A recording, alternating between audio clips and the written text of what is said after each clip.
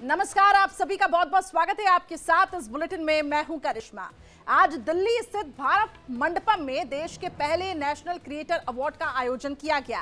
प्रधानमंत्री नरेंद्र मोदी ने 20 अलग अलग कैटेगरीज में 23 लोगों को क्रिएटर अवार्ड से सम्मानित किया। अब पीएम मोदी ने इसे युवाओं को और उनकी क्रिएटिविटी को सम्मान देने वाला समारोह बताया। साथ ही उन्होंने ये भी कहा कि ये नए दौर को समय से पहले पहचान देने का आयोजन है। मोदी ने क्रिएटर्स को बधाई देते हुए कहा कि किसी सेक्टर की महाशक्ति ने सरकार को प्रेरित किया है कि कब तक आखिर बैठे रहेंगे, कुछ तो करना होगा, कुछ तो सोचना होगा और इसलिए भी आप सभी बधाई के पात्र हैं। इसका श्रेय भारत के हर कंटेंट क्रिएटर को जाता है। आपने जो हिम्मत दिखाई उसी के कारण आज आप सब यहां पर पहुंचे हुए हैं और देश बड़ी आशा के साथ आपको देख भी रहा है। आपका कंटेंट पूरे भारत में जबरदस्त इंपैक्ट क्रिएट कर रहा है। और क्या कुछ प्रधानमंत्री नरेंद्र मोदी ने कहा और किस तरीके से इस अवार्ड समारोह का आयोजन किया गया, इस रिपोर्ट में आपको दिखाते हैं।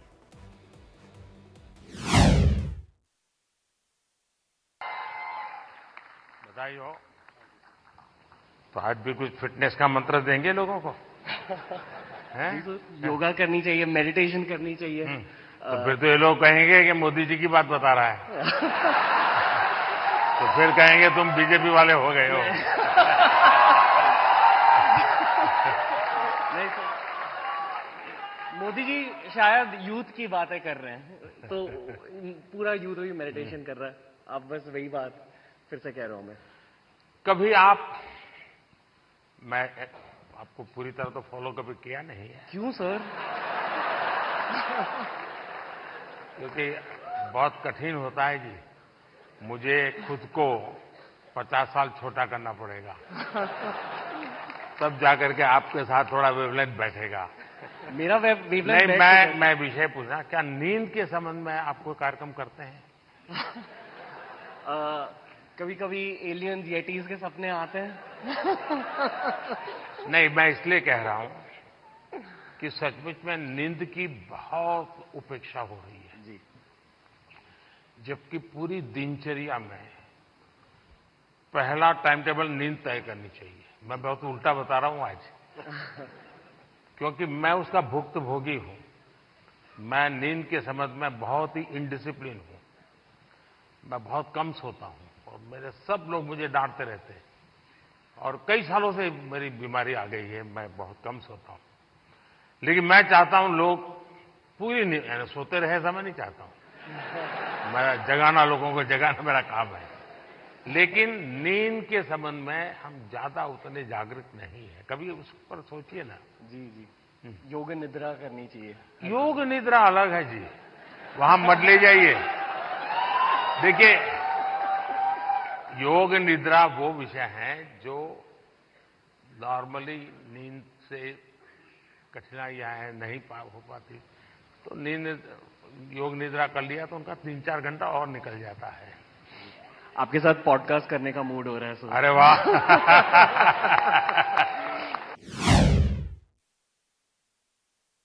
बहुत बहुत बधाई आपको। चलिए, आपने लोगों को आध्यात्मिक दुनिया की तरफ बड़ी आधुनिक तरीके से रुचि फैलाई है। बहुत बहुत धन्यवाद। बताइए कुछ। जी, मैं कथाकार हूँ, श्रीमद् भागवतम करती हूँ और गीता जी के ऊपर बातें करती हूँ, क्योंकि मेरा बचपन इन्हीं चीज़ों से गुजरा है और जो बदलाव मुझ में आया है, चाहे शांति, सुकून, खुशी, हर चीज़ को लेकर। और सबसे बड़ी बात, क्योंकि हमारी सोच है कि भगवान से जुड़ना तो बुढ़ापे का काम है और मुझे लगता है सबसे गलत सोच है, क्योंकि सबसे ज़्यादा अध्यात्म की ज़रूरत युवाओं को है।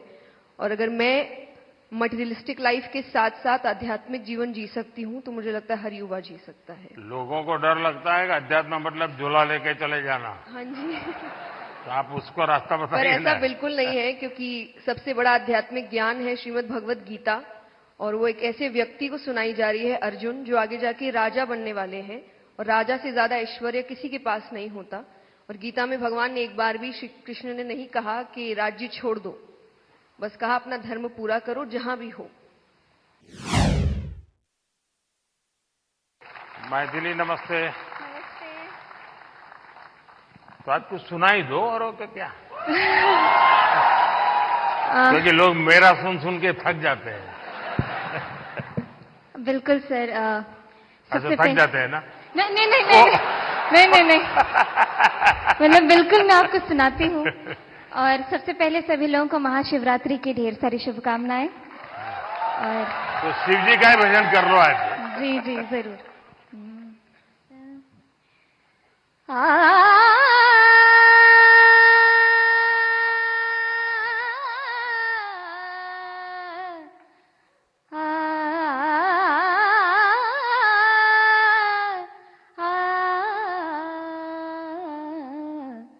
डिमिक डिमिक डमरू कर बाजे, प्रेम मगन नाचे भोला भोला। डिमिक डिमिक डमरू कर बाजे, प्रेम मगन नाचे भोला। सिंही नाद बजावत गावत, सिंही नाद बजावत गावत, लटक रही बगली झोला भोला। डिमिक डिमिक डमरू कर बाजे, प्रेम मगन नाचे भोला। बहुत बहुत बधाई मैथिली जी धन्यवाद। आपको। आपने देखा होगा कि मैंने मन की बात में एक बार एक जर्मन बच्ची का उल्लेख किया था। वो जन्म से उसको आंखें नहीं है, हिंदुस्तान देखा नहीं है, और मैं हैरान हूं कि भारत के दक्षिण भारत की भाषाओं के गीत इतना तेजी से ग्रास करती है। और भी पिछले दिनों यहां आई थी तो मेरा मिलना हुआ, तो उसने तमिल में मुझे शिव भजन सुनाया।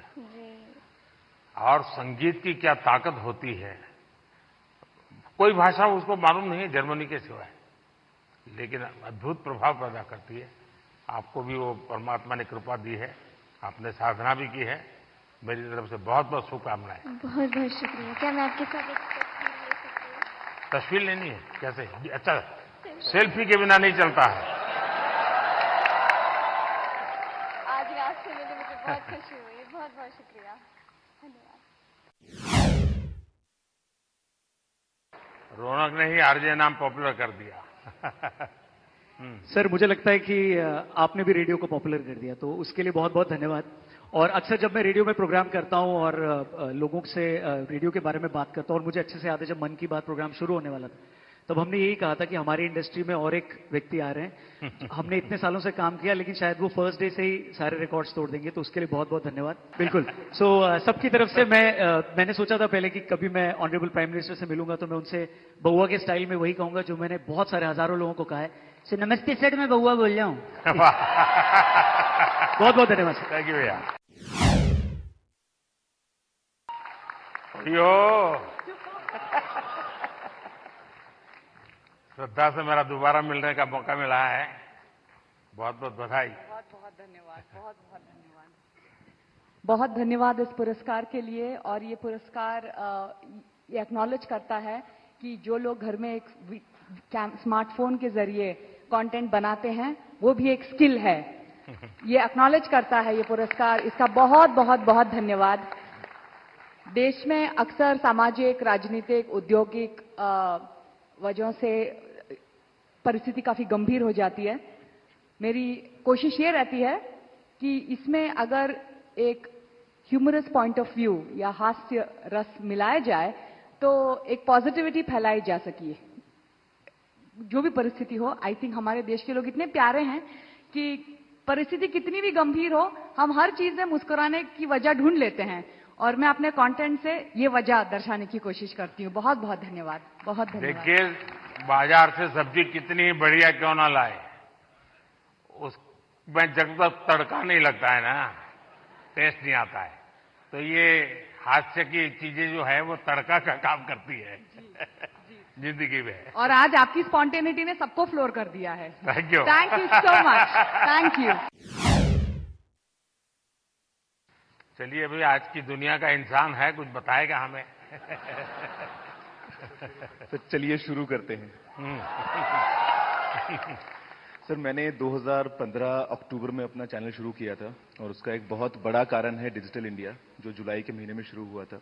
उससे 1 साल पहले जब आपने Make in India program start किया तो हमने देखा कि कैसे टेक्नोलॉजी के फील्ड में स्पेशली इंडिया, जो हमेशा से हम जानते हैं कि हम सभी का जो टैलेंट है वो तो बहुत अच्छा है ही, लेकिन जैसे हमने देखा कि हमारे देश में जब मैन्युफैक्चरिंग स्टार्ट हुई, जो बाहर की कंपनियां भी इंडिया में आ रही हैं, तो उससे मुझे लगा कि क्यों ना मैं अगर अपना थोड़ा नॉलेज शेयर कर पाऊं, तो बस वही स्टार्ट किया है सर। आपने ध्यान में आया होगा, एक विषय को लेकर के मैं भारत काफी कुछ कर रहा है और दुनिया को भी मैं कहता रहता हूं। सभी दुनिया के बड़े बड़े नेताओं से इस विषय में मेरी जरूर चर्चा होती है और भारत का जो डिजिटल इंडिया का सक्सेस है, ये तो गौरव बराबर अच्छे तरह जानते हैं क्योंकि उसी फील्ड में काम करते हैं। लेकिन मेरा एक आग्रह रहता है कि उज्जवल भविष्य के लिए हमें टेक्नोलॉजी को डेमोक्रेटाइज करना चाहिए। हमारा यूपीआई ये इसका बहुत बड़ा सिंबल है। ये कुछ लोगों की बपोती नहीं है, ये सबकी मालिकी है। Thank you.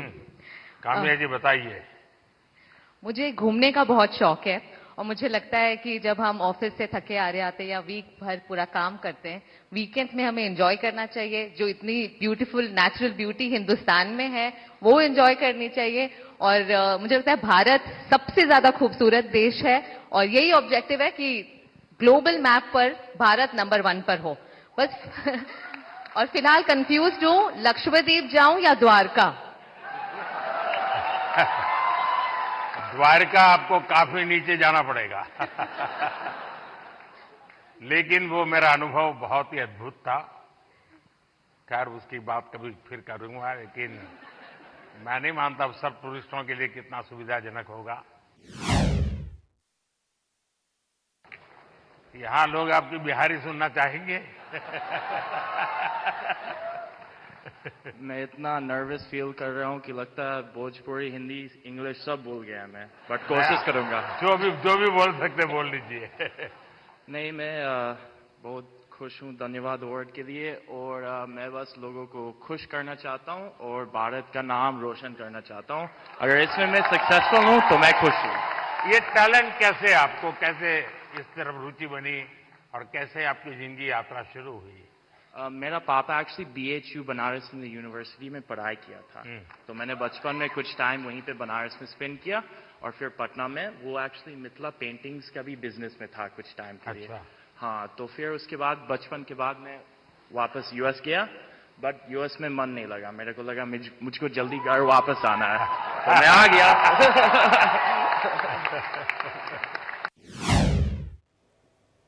देखिए, इसी अवार्ड की कड़ी में अब जो अगला नाम है वो है अमन गुप्ता। आपको दिखाते हैं किस कैटेगरी से उनको नवाजा किया है।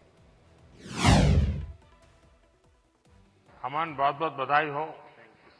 चल, आप तो अब सक्सेसफुल है अपने जीवन में भी और दुनिया को भी दिखा रहे हो, जरा बताइए। तो सर 2016 में जब startup India, stand up India आया था, हमने अपनी कंपनी स्टार्ट करी थी सर। बोट तो जब हमने स्टार्ट करी थी तो लोग बोलते थे कि ये क्या कर लेंगे, ऐसा छोटा सा ब्रांड है, कुछ नहीं कर पाएंगे।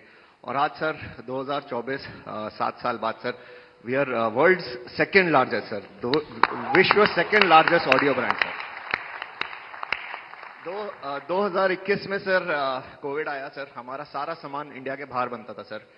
2021 में आपने मेक इन इंडिया स्टार्ट किया सर, यहाँ पहन के घूमते हैं सर प्राउडली हम। और सर आज की time sir 70% of our products are now made in India sir. तो सर अभी अगला हमारा बस यही विजन है सर कि इंडिया से कोई ब्रांड, अच्छा ब्रांड इंडिया से बाहर जाए।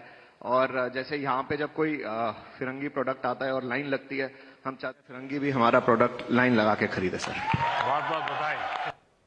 तो इसी स्पेशल 23 की अगली कड़ी में जिसको पुरस्कार मिला है वो है जानवी सिंह। बहुत बहुत बधाई आपको। और दुनिया में भारत की चीज, क्योंकि टेक्सटाइल मार्केट फैशन के साथ ही जा सकता है, वो अकेला नहीं जाता है आजकल। क्योंकि रेडीमेड ब्रांड का जमाना है और आप बड़ी मदद कर रही है। कुछ सुनाइए लोगों को। बहुत बहुत धन्यवाद। मेरा नाम जानवी है और सबसे पहले बहुत धन्यवाद इस पुरस्कार के लिए। और मैं चाह रही हूं कि इस नए भारत में जो हमारी प्राचीन परंपरा है उसे अपनी संस्कृति, शास्त्र, संस्कार और साड़ियों के माध्यम से आगे लेके जाऊं। और मेरा सबसे यही अनुरोध है कि अपनी संस्कृति, शास्त्र, संस्कारों को भूलिए मत, उसे अपने साथ रखिए। आप कितने भी मॉडर्न हो जाएं, हमेशा ये रूट्स आपको याद होनी चाहिए। एक है अब दुनिया में रेडीमेड का जमाना है और मैं मानता हूं कि हमने इस प्रकार किसी को अगर गाइड कर सकते हैं, आप जैसे लोग गाइड कर सकते हैं। जैसे अब साफा कोई मानता नहीं, रेडीमेड आता है पहन लेता है, फोटो वोटो निकल जाती है। धोती मानता नहीं कोई, रेडीमेड आता है पहन लेता है। भारतीय जो वेश है उसमें भी साड़ी कठिन काम है पहनना। अगर उस आ रहा है थोड़ा बहुत, लेकिन मैं समझता हूं वो जितना ज्यादा प्रमोट होगा दुनिया में बहुत बड़ा मार्केट बनने वाला है। ओहो बाबा, आप पैर नहीं छूए।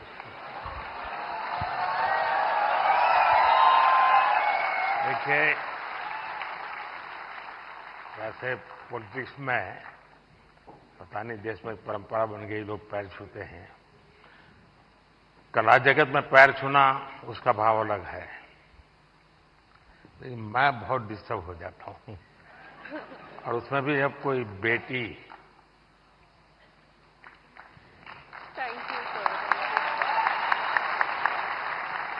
मैं सुनना चाहूंगा आपके विषय में कुछ। सॉरी, मुझे हिंदी समझ कर सकती हूँ बट बोलने के लिए थोड़ा मुश्किल है। आपको जो मर्जी पड़े बोलो। ये देश बहुत बड़ा है, किसी न किसी कोने में तो आपको सुनने वाला मिल ही जाएगा। Ellarku vanakkam. I would really like to appreciate our Honorable Prime Minister for the fact that you have taken up Tamil in a lot of stages and you said like Tamil. So I must start with Vanakkam. Yeah, Vanakkam. So I'm really grateful for that. I always felt like it lacks a national platform which you brought here. So I'm really grateful for that, sir. I'm so honored. I'm just shaking. I don't know what to say. Thank you so much. नहीं, आपको अनुभव क्या आ रहा है जब आप, क्योंकि इतिहास से कुछ घटनाएं उठाती हैं और बड़ा, अब तो जहां से ये काम कर रही है थोड़ा तकलीफ वाला इलाका है, तो क्या फील करती है आप? I would say it's little complicated since history and politics are like interconnected. So it's like I get a lot of troll also, but that's fine. It's just share with the facts and all. Teenager का जो group है, हाँ. जो सबसे ज्यादा अपना समय यहाँ बिताता है, मतलब आप लोगों के लिए वो समय खर्चा करता है, उनको कौन सी चीजें ज्यादा अपीलिंग लगती है? They like actually in my audience I have a lot of teenagers and they really watch things. इन सब के वो सारे खिलाड़ी टीनेजर्स ही है। That's true. So they really like things about the stories which talks the greatness of India. So that kind of stories they really like a lot. उनको अच्छा लगता है। Yeah. चलिए, People really feel proud of it. बहुत सेवा कर रहे हैं आप देश की। Thank you. Thank you. Thank you so All the much. best. So big applause for Keetika Govindaswamy. And the next category. तो देखिए, अलग अलग कैटेगरीज में यहाँ पे अवार्ड दिए गए। अब जो अगला अवार्ड मिला वो अर्तिमान को मिला। आपको दिखाते किस क्षेत्र में उन्होंने कीर्तिमान रचा है। ओहो भैया, झुको मत। बहुत बहुत बधाई। तो आज क्या कार्यक्रम है? आज का बस यही कार्यक्रम है। नहीं, इसलिए ये सारे लाइन लगा के खड़े रह जाएंगे, क्योंकि ज्योतिष ऐसी चीज है, कोई भी हाथ दिखाता है। मैं अपना बचपन का एक अनुभव बता दूं। मैं ट्रैवलिंग करता था बहुत, और कभी आरक्षण रिजर्वेशन तो कोई सोचना ही नहीं था। भीड़ बहुत होती थी अनरिजर्व डिब्बे में। तो मैं क्या करता था, देखता था कि यहां थोड़ा मौका है तो मैं किसी का हाथ पकड़ के शुरू करता देखना। तुरंत लोग मेरे लिए सीट की व्यवस्था करते थे।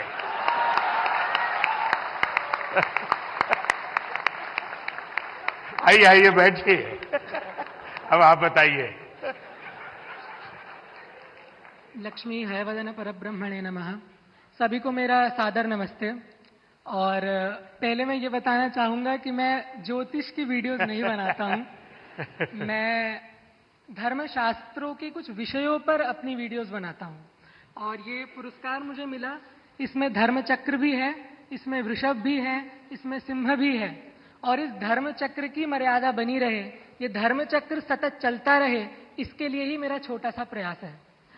और ये धर्मचक्र केवल एक मूर्तमान पुरस्कार की कोई मूर्ति नहीं है जिसको हमें घर में जाकर के सजा देना है, अपितु अपने जीवन के अंदर इस धर्मचक्र को धारण भी करना है। और इसके अंतर्गत कोई आध्यात्मिक कर्मकांड नहीं आते हैं, इसके अंदर कोई पूजा पाठ या विधियां नहीं आती है। आज मैंने जो वेशभूषा पहनी है, बहुत से लोग इसे देखकर सोच रहे होंगे कि मैं कोई सन्यासी हूं, कोई बाबा हूं, कोई तपस्वी हूं, लेकिन मैं इनमें से कुछ नहीं हूं। मैं एक सामान्य बालक हूं जो अपनी 12वीं कक्षा इस समय कर रहा हूं। लेकिन मैं बताना चाहता हूं कि ये जो कपड़े मैंने पहने हैं, ये अध्यात्म का प्रतीक नहीं है, ये भारतीय संस्कृति का प्रतीक है जिसे हम भुला चुके हैं। प्रधानमंत्री जी ने वेशभूषा की बात करी, हस्तकला की बात करी, और मैं कहना चाहूंगा कि जो परिधान मैंने पहना है, ये भारत का सबसे पुराना परिधान है, जिसको आज लगभग इधर बहुत कम लोग पहन के आए होंगे। तो मैं आशा करता हूं कि मेरे छोटे से योगदान से, यद्यपि मैं एक बहुत बड़ा क्रिएटर नहीं हूं, लेकिन मेरे छोटे से योगदान से मैं इस राष्ट्र के धर्मचक्र में एक छोटा सा सहयोग देता हूं। और उसके लिए आप सभी का मैं साथ मांगता हूं। और उसके लिए मुझे यहाँ बुलाने के लिए प्रधानमंत्री जी का बहुत बहुत अभिनंदन, आप सभी लोगों का बहुत बहुत अभिनंदन। नमस्कार। आप अरी कैसे आइडेंटिफाई करते हैं और अरी का दमन कैसे करते हैं? प्रथम तो अरि अंतर्मन के शत्रुओं का ही दमन करें। और बाहरी शत्रु बहुत रूप से होते हैं, फिजिकल शत्रु भी होते हैं, अंतर्मन के शत्रु भी होते हैं, परंपराओं के शत्रु भी होते हैं, रहन सहन के शत्रु भी होते हैं। और मैं समझता हूं कि जितनी हद तक हम इन शत्रुओं का निवारण कर सके उतना ही अच्छा है। और मैं इस अपने नाम को सार्थक करने के लिए उस लक्ष्य की तरफ अग्रसर हूं। और माननीय प्रधानमंत्री जी के आशीर्वाद से, आप सभी के आशीर्वाद से मैं इस पर आगे बढ़ता रहूं, ऐसी मेरी आशा है। बहुत बहुत शुभकामनाएं। तो कुकिंग के क्षेत्र में जिस तरीके से अपने जायके को लेकर पॉपुलर हुई, वो है कविता किचन, उनको भी सम्मानित आज किया गया। सुनिए। धन्यवाद सर। वो जो मल्हार है ना, उनको खाना बनाना सिखाया। हाँ, उसको कुछ सिखाइए।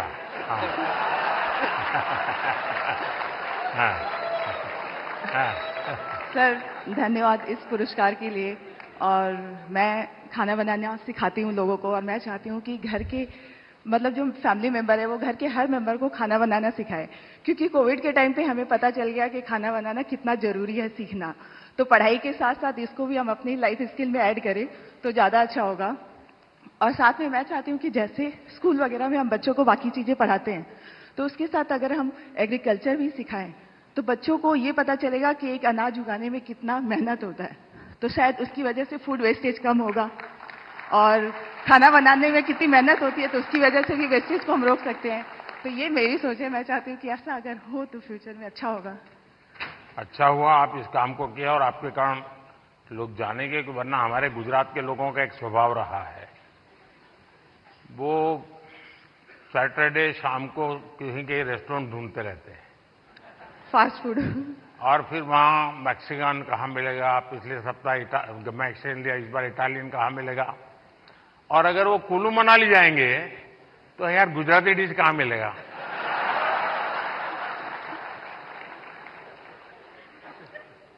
खैर, लेकिन आपने देखा होगा कि हमने 2023 को इंटरनेशनल मिलेट ईयर के रूप में दुनिया में पॉपुलर किया। हमारे यहाँ परंपरागत रूप से मिलेट खाया जाता था, लेकिन आज हमारे डाइनिंग टेबल पर से वो खो चुका था, फिर से आ रहा है। उसके लिए क्या कर सकते हैं? और दूसरा, खाने में बनाने के तरीके, दिखने का तरीका, लेकिन उसके साथ साथ अब न्यूट्रिशनल वैल्यूज की अवेयरनेस, उसमें आप क्या कर रही हैं? मैं कहना चाहूंगी कि जैसे बच्चे उनको फैंसी फूड पसंद होता है, तो अगर हम उसमें ज्वार, बाजरा, रागी ये सब फ्लोर मिला के, जैसे मैं सुबह दूध की मलाई बचती है तो उसमें बनाना मैश करके डाल देती हूँ, थोड़ा रागी ज्वार फ्लोर, काजू किशमिश क्रश करके, और इसके छोटे छोटे ऐसे पैनकेक बना देती हूँ। तो बच्चों को पता नहीं चलता, उनको लग रहा है कि बहुत मीठा है और अच्छा है। तो बच्चों के स्वाद के हिसाब से हमें खाने में थोड़े चेंजेस करने पड़ेंगे। और ये जो मिलेट है वो हम अपनी लाइफ में आजकल डाइटिशियन, डॉक्टर सब बोलते हैं कि मिलेट्स खाना हमारे लिए अच्छा है, और हम वापस उसी जनरेशन में जा रहे हैं जहां से हम शुरू किए थे। मैं अभी यूएस में मुझे निमंत्रित किया गया था, तो व्हाइट हाउस में बहुत बड़ा डिनर था, सबके लिए वेजिटेरियन था, और सरप्राइजिंगली 80% डिश मिलेट्स की थी व्हाइट हाउस में। तो मिलेट हम सबको अपने फूड में इंक्लूड करना चाहिए।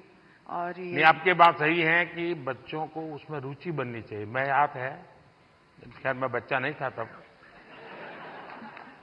मैं ताइवान गया था बहुत साल पहले, तब तक मैं मुख्यमंत्री भी नहीं था, और मेरा कोई 10 दिन का वहाँ कार्यक्रम, वहाँ की सरकार ने मुझे बुलाया था। अब मेरे यहाँ से गया आइटनरी के साथ, no fish, no eggs, no meat, सब no no no no no. तो उनके लिए परेशानी थी, खिलाए क्या उसको। तो फिर मेरे साथ जो उनके कोऑर्डिनेटर थे, उन्होंने कहा कि साहब यहाँ एक बुद्धिस्ट रेस्टोरेंट है जो वेजिटेरियनिज्म को प्रमोट करती है, तो हमने आपके लिए वहां तय कर लिया है, आप क्योंकि और कहीं पर भी आपके लिए वेजिटेरियन मिलना मुश्किल हो जाएगा। तो मैंने कहा चलिए, आपकी बहुत बड़ा धन्यवाद करता हूं, आपने मेरी सेवा की। अब मैं गया, सब मैंने देखा, उन्होंने शोकेस किया हुआ था ऑर्डर देने के लिए, मैं देखते ही चौंक गया, क्योंकि किसी को दिखता था चिकन जैसा, कोई दिखता था फिश जैसा, कोई मटन की सारी चीजें दिखती थी। मैंने कहा यार तुम यहाँ कहाँ ले आए मुझे, ये तो सब नॉन वेज है। तो फिर मुझे उन बुद्धिस्ट जो लोग थे उन्होंने समझाया कि साहब यहाँ के लोगों को वेजिटेरियन की तरफ ले जाने के लिए हम वेजिटेरियन चीजों का शेप ऐसा बनाते हैं ताकि वो मेंटली पहले प्रिपेयर हो। और आप भी कभी ताइवान जाए तो आज भी वो रेस्टोरेंट है। खैर मैं तो उसको देख करके राम राम करके वापस आया। यही, इस बात का मैं ध्यान रखूंगी अपने नेक्स्ट कुकिंग वीडियो में कि जो दिखने में नहीं, पोषण के लिए जितना ज्यादा बल दे सके मैं समझता हूँ ज्यादा अच्छा होगा। जी सर, बिल्कुल। बहुत बहुत शुभकामनाएं। धन्यवाद सर।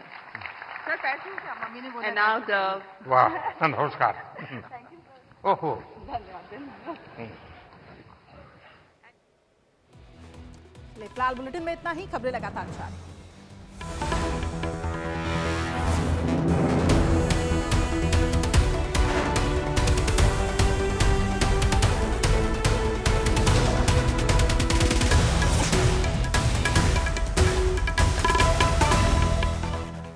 अगर पेंटिंग में टाइम लगे